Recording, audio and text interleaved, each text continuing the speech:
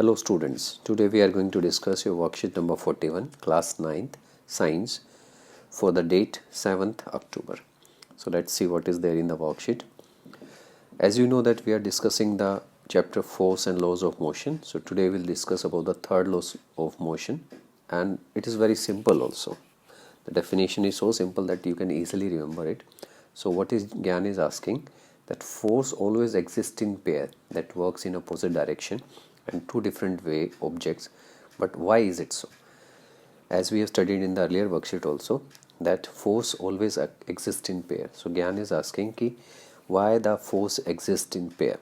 So the Jigyasa is telling force exists in pair and both opposes each other, as we have seen that the applied force is opposed by the frictional force.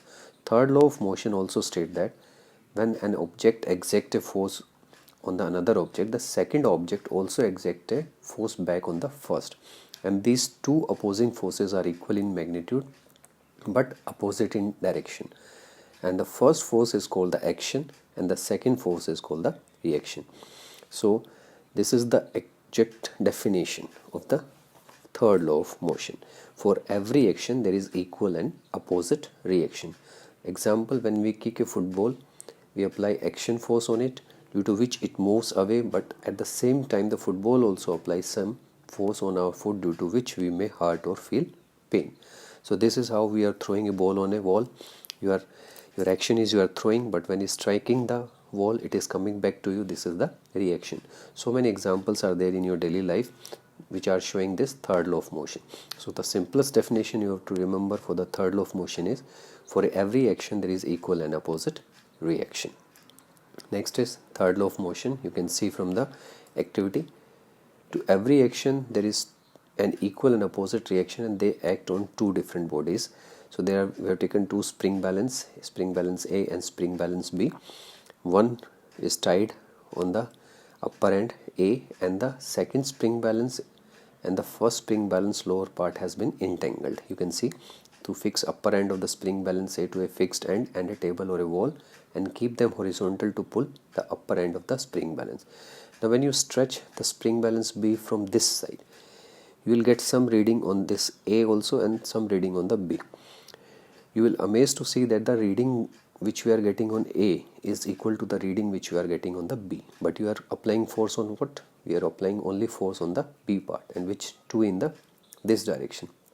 So this both the balance is same but the opposite in direction. In this setup, the amount of action force applied by A on B is equal to the reaction applied by B on A. So this is how your third law of motion can be explained. Now the different uses in our daily life: get hammered when player, harmed when player collide with each other. When the players are playing, when they collide with each other, they get harmed because of this. You can be able to walk on a path, we are able to walk. This is the how your walking is done. Reaction, floor pushes up and forward, and foot pushes down and backward. This was part. The green part is saying it is pushing downwards and the upward force is helping you to go upwards. Recoiling of the gun when bullet is fired from it. This is the direction which bullet is fired and the reaction is the recoil. Moving of a rocket, the burning of the gases provides us the extra thrust. Okay, and the boat moves backwards when a sailor jumps. You can see when it is jumping, this leg will push this backward, and because of the reaction force you are able to jump outside the boat. Bouncing back of player by the trampoline. When you are jumping on a trampoline, you are pushing trampoline downwards and the trampoline giving the reaction force and pushing you upwards. The ball gets reflected back when we hit the ball, as I told you in the last slide. Question answers. Write the third law of motion. To every action there is equal and opposite reaction. Or when an object exerts a force on another object, the second object also exerts a force back on the first. These two opposing forces are equal in magnitude but opposite in direction. So any of the two definition you can write. Exact definition is the lower one. Shall we able to write if the force we apply on pen is not reverted back? We can't write if the force is not reverted back, because the reverted force helps in lifting the pen and help in sliding the pen for the writing letters on a page. Why does a soldier hold rifle on his shoulder before firing bullet from it? The reason for this, because of the recoil produced when firing a gun. Holding the gun tightly on the shoulder helps to absorb most of the force generated by the recoil, as we have seen in the last slide, to protect it from the recoiled and to aim at them steadily.